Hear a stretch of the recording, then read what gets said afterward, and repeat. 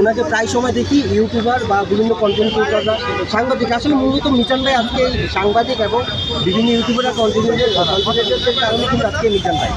তো এই মিজান ভাই আজকে আপনাদের কারণে, আর এই মিজান ভাই যখন বলার চেষ্টা করে যে আসলে ওনার সমস্যার কথাটুকু অনেকে হয়তো বুঝতে পারেন না, হয়তো বুঝতে পারেন না, অনেক ভিড়ের কারণে, ব্যস্ততার কারণে তো এই সমস্যাটা হয়।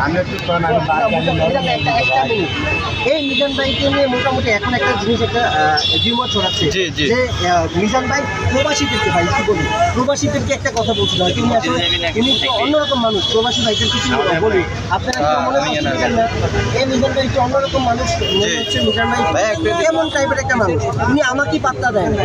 আপনাদেরকে সবাইকে প্রবাসী ভাই যারা আছেন আপনাদেরকে বলি, ওনার কোনো কষ্ট রাখবেন না।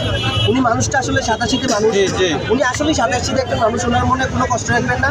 মিজান ভাই আপনি একটা কথা যে আসলে ওই যে বলছেন যে প্রবাসীরা কি টাকা ইনকাম করে, তার চেয়ে আমি ইনকাম করবো, ভাই একটা মিনিট বলি। আচ্ছা আমি বলি মিজান ভাই একটু বলে দেন, আপনি বলে দেন। আমি আগে 8-10 হাজার পয়সা কামাই করতো, আবার হিসেবে কাম করে করতাম 2,000, মাইতে দিয়া আলিয়া বেশি মানুষ অনেক খরচ হয়েছে।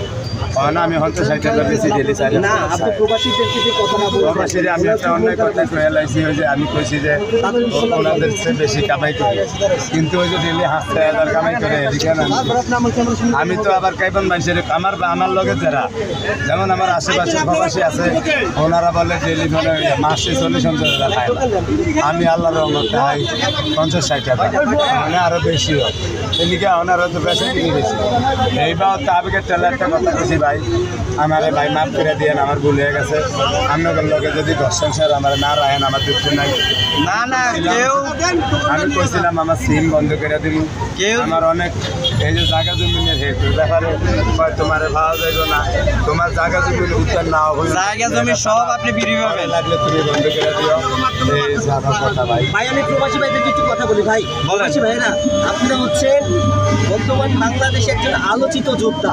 এই বাংলাদেশের মধ্যে এই মানুষটাকে ভুল বুঝবেন না, আসলে এই মানুষটাই আমাকে পাত্তা দেয় না, এই মানুষটার পাশে এসে দাঁড়ায়, এই মানুষটা আমাকে পাত্তাই দেয় না। সমস্যা নাই, আমি গাজীপুর থেকে আসছি কোনো মতো, তাই প্রবাসী ভাই, আমি আরিয়ান মামুন ভাই একটু ওনাদের কিছু, ওনাদের কাছে প্রবাসী ভাই সম্পর্কে একটু আচ্ছা উপরে, ওনারা অনেক কষ্ট করেন দেশে।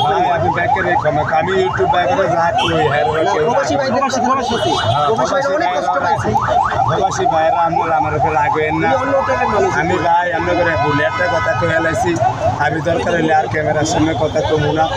আমার সংসার আমি যেমনি ভালো মনে করি আমরা চালাম।